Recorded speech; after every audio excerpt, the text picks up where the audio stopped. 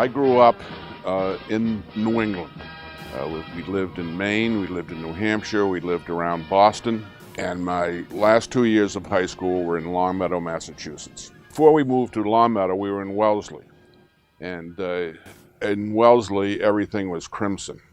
So I was all teed up and ready to go to Harvard.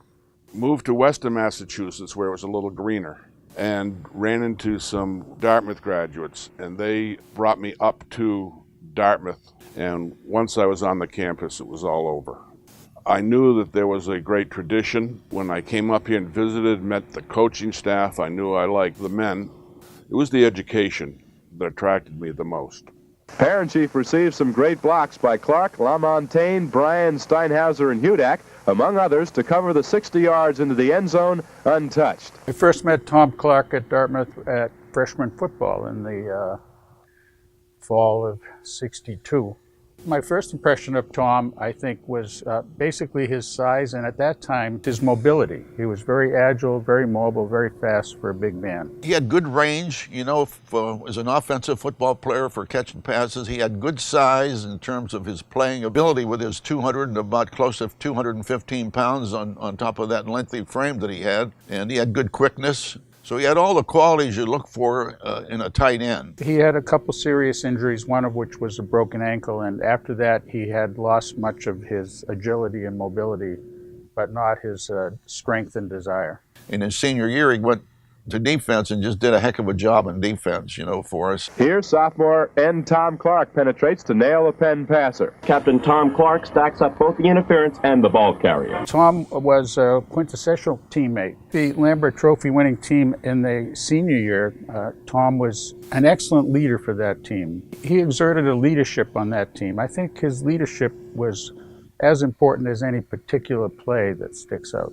He didn't hesitate to tell guys, you know, what we wanted to do and how we were going to do it, that we had to go ahead and make an effort. You do it by example, and then you do it by encouraging people. And he did that. He had that capability to speak his piece about what our goal was and what we had to do to attain it. He was really a nice guy, and that's why he was so easily elected captain. You know, they wanted his leadership to be up in front of the team, and he did it very well. For example, we had a real tough game with Harvard. They had the ball on a 2-yard line, first and goal, and didn't get in. Our defense did a heck of a job. Fourth down play, actually, they fumbled into the end zone.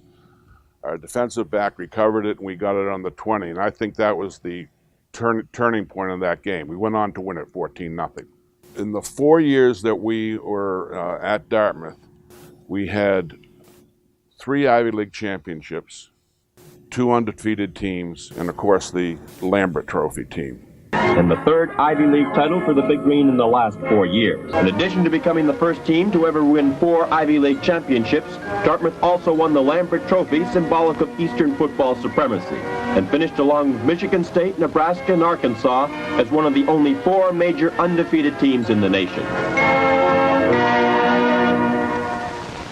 Well, I think Tom has changed a little bit since those days. I think his personality has not changed. I think he has a unassuming, quiet sense of himself, a sort of a strong sense of himself that others recognized, and I think that was part of his leadership capabilities as an undergraduate on a football team.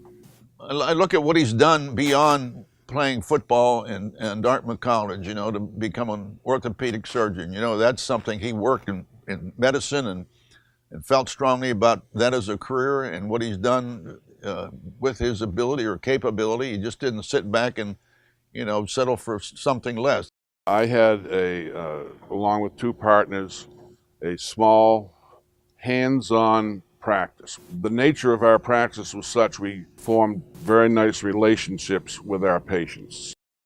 Being honored by the Ivy Football Association is a great honor. I think I'd like to be remembered as being a competent orthopedist who took good care of his patients.